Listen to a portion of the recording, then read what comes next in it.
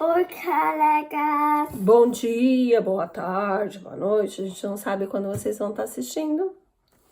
Oh, Reading open box, but in that box, and book, and a toy. box. É uma box. Mama B. Ela ama Elfo, até fora do Natal. Então, vamos lá. Primeiro, Yeah. The book. poxa. E agora vamos abrir aqui. The apple. Here's some scissors. It must say Easter and book daily. Deixa eu ver se abre mais alguma coisa aqui. Nossa! Look, Dudundo. Feel. São vários tipos. Gente, And tem toys. Bem. Ixi, peraí, que o negócio aqui tá meio enroscado. Be careful for little elf. Be careful for little elf. Sim, é uma menina. Procura aí o nome dela, então. Não tem nome. Tem sim. Toda coleção tem nomes. Vira pra mamãe. Essa é ela. Não tem nome. Elfo on the Shelf.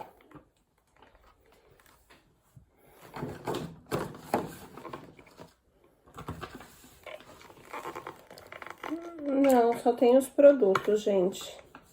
Quem vai ter que dar o nome é a Dona Vitória. Baby. Ufa! Oh, colegas. Cheese. It's stuck. It's easy me on. Please, add me on. Espera um pouquinho. Oh, please. You'll never gonna be in jail. Please, you don't have to be in jail. Peraí, Vitória, segura aqui pra mamãe. Assim. Segura, que eu vou cortar a linha. Gente, pede pra mamãe cortar sempre. Nunca vai tentar fazer sozinho, hein? Que igual esse aqui, ó. Tá complicado cortar essa linha. Baby, the scissors. Vitória, eu acho que vai ser mais fácil cortar por baixo, ó.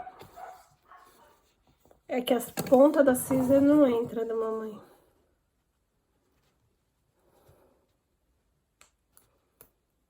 Aqui, por baixo foi. Segura aqui a pontinha da mãozinha dele. Dela. É menina. Dela, dele, disso. Pronto. I'm gonna call ela. Como que é o nome dela? Sofia. Sofia não, Sofia é sua irmã. Vitória. Não, Ela outro nome. Please. Oh, please. Vamos ver se no book dela tá falando alguma coisa.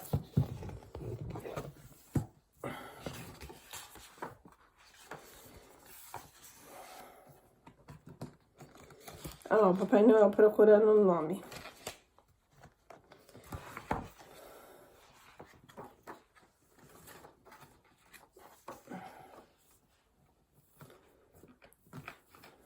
Oi. Get the mommy again. Pissy house. Oh, Pissy house. As crianças estão escolhendo o nome, ó. Fred, Markley, Zart. Mackley. Markley. Sim. Linda.